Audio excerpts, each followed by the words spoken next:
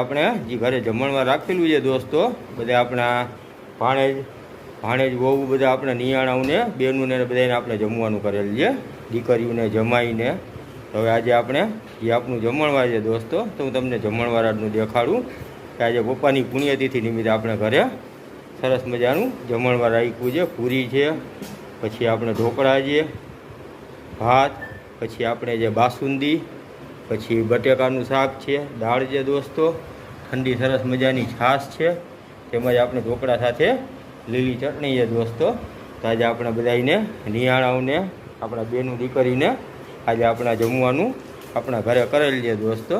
આજે સરસ મજાનો અત્યારે બધાય હમણાં આવે છે. બધા હું અત્યારે જમવા બેસી ગયો વહેલો, કેમ કે આપણે ટાઈમ ટુ ટાઈમ જમવા જોઈએ.